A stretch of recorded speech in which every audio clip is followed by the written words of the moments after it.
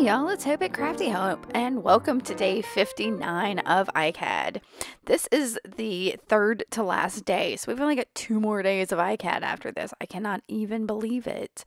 I don't know, I kind of know what I'm going to do with myself. I'm pretty sure I'm going to do the Seek, Gather, Create challenge. I'll have maybe information about it below, but you can look at hashtag Seek, Gather, Create on Instagram and find it pretty easy right now. Anyway, ICAD means Index Card a Day. It comes from Tammy Garcia of Daisy Yellow. I've got links to all of her stuff below. She has weekly themes and daily prompts. As well, my friend Nina Fickett has some daily prompts that she's calling Mixed Media ICAD. Now, I'm not using either one of these prompts today. The Daisy Yellow prompt was Briolette, which I'll have tons of Briolettes. It's basically a teardrop shaped, top drilled bead that, yeah, it's like a, like a raindrop bead with a side to side hole in it. And I've got plenty of those, but I just didn't want to bring any beads into this. I am a jewelry maker and I kind of want to save my beads a little bit. I don't know. I've thought about bringing beads in, but to me, a briolette's a little chunkier than I really wanted to get. So, and after yesterday's diversion from my usual style, I really wanted to kind of do something that felt a little more like me. And I love what I did yesterday. It was interesting and odd and experimental, and that's all fabulous. But I kind of wanted to do something a little more comfortable. And this is still out of my comfort zone. I'll show you why in a minute. But I want to tell you that the Mixed Media ICAD prompt is monochrome, and I decided, no, I'm not going to do that either. So no prompts today. I have been working through my scrap stash to try to use up as many scraps as I can during this challenge. It's a little personal challenge of my own. So I'm getting kind of to the dregs of this, at the bottom of the barrel, because and so I'm just sticking down whatever I pulled out of that scrap box. And y'all see it is a weird conglomeration of things. There's, what is that? Sewing paper, and there's a jelly printed coffee filter, and what all did I put on here? Sewing pattern paper, I said that, and scrapbook paper, and just all kinds of stuff. And so I got it down, and then I trimmed off the excess, and y'all, I'm looking at it thinking I'm going to do my normal thing and throw some gesso at it and make it all cohesive. But it felt kind of cohesive as it is. So I was like, no, let me throw some coffee at it. So I've got my little yogurt cup with dried up instant coffee that I reconstituted, and I've grabbed a paintbrush and wet it, and I'm just going to splatter some coffee onto it to I don't know, to make it cohesive. This has been the season of the splatter, I think, this year for ICAD. I have been all about the splatter, and there is more to come. Do not doubt me. But something made me go, looking at this, I was like, I really want to bring in some cracked pistachio. I love this green color for some reason. And I grabbed one of my hand-carved eraser stamps. I'll have a link in the upper right about how I do those. But I stamped this like vine stamp on there. And then took some time and went through a box of like focals I have. Y'all, I cut that out because I want y'all to see me sort. It was like 2 minutes of sorting through stuff till I found this photo booth strip from Tim Holtz and tore off one of them that I liked of these two gals. And now I'm distressing it a bit. I'm roughing up the edges. I've torn one corner. I bent it just a little bit. And then I grabbed my walnut stain Distress Oxide. I kind of wanted the Distress ink, but the Distress Oxide was easier to get to, and went around the edges. And then I'm just using my finger to kind of rub that back. And that gave it a great, it's already vintage looking, but I wanted it more vintage looking. And I had this little mother of pearl button sitting on my desk. I noticed it the other day and was like, I need to just throw this in an ICAD. So yeah, I picked it up and decided that somehow I was going to combine it with those girls and then a scrap of fabric that was on my desk. And I went ahead and darkened the edges with that walnut stain as well on the card, just to, because it needed it. And now I'm going to look at this and decide that it needs to be brightened up a little. So I've got my Liquitex acrylic ink in, I believe it's white or titanium white. Hold on. It is right here. It's titanium white. I'll have a link to it below. and added just a smidge of water on there. And I'm splattering this on the card. I think I'm even going to turn my card a little bit and yeah, and do some splatter. And just like I said, I just needed it to brighten it up a little. It felt a little dark and heavy. So I did that, and I'm looking at it and decided go ahead and just dry this and get that done. And then I'm going to play with the layering of this fabric and this button and this photo for a little bit, trying to decide where I want to put them.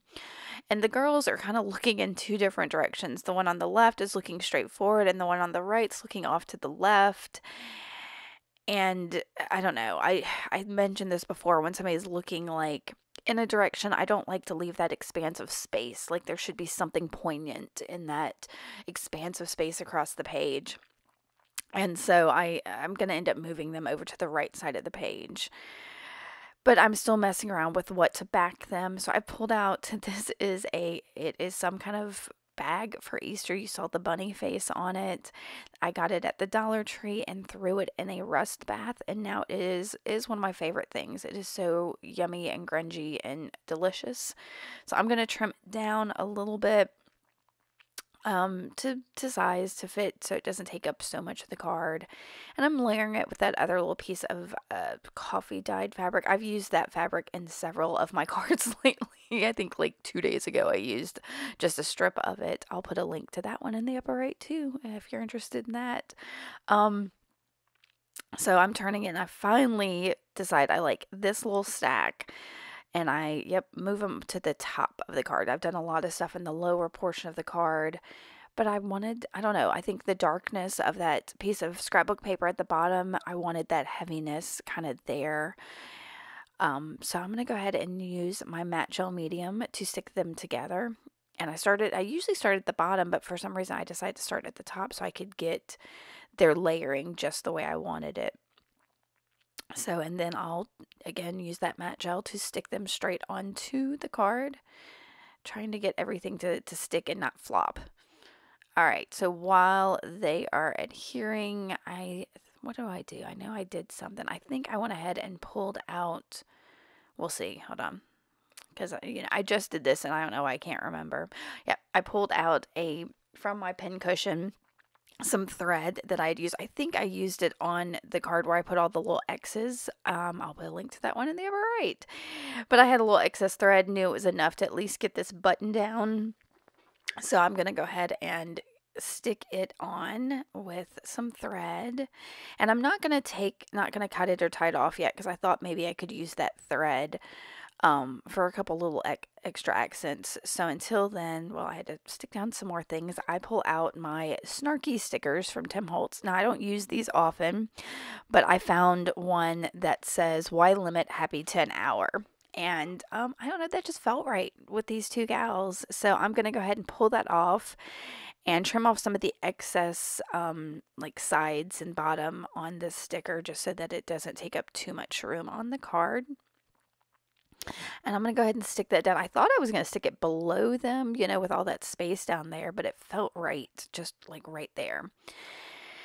And then I decided to add a couple of French knots just off to the right of them to carry that thread in, give a little extra texture, y'all. And I have to tell you, I love, love, love this little stack of fabric and button and thread, the texture of all of it, and the look on these gals' face. Everything about this little stack screams to me that yes, make more like this. I'd love to know what you think, because I don't know, it just makes me happy. All the fibers and sewing notions, and yeah, it's so good, so good. So I'm just going to do 3 little French knots. That is pulling the thread through, wrapping it several times around your needle like that, and then going back into your substrate a little off from where you pulled it through, so you're not just pulling that thread all the way back through. And that makes a little French knot. And now I am tying this off just real quick on the back of the card. I was rushing because, y'all, this really was, I know that this is only like 11 minutes long, but this was like, I don't know, a 35-minute card for me, because there was a lot of thinking time in here that I cut out.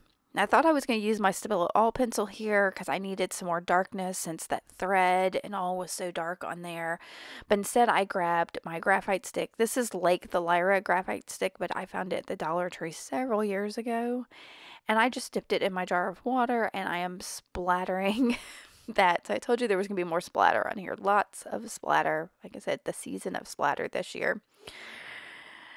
And I'm going to get that on there and I'll dry it. And while I'm drying it, something about that upper right to me is it feels very plain and bland and needed something else. And I thought about making some marks, but I already had so much splatter and had already put the focal on that I knew that wouldn't work. So I'm just going to grab a plain mechanical pencil and do some scribbles around on the card just to give a little bit of movement and a little bit of marks.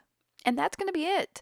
I am so happy with this. It feels a little bit more like me than yesterday did. I'd love to know what you think. Let me know in the comments. If you like this, give me a thumbs up. Make sure to subscribe, and I will see y'all tomorrow for the second to last day of ICAD.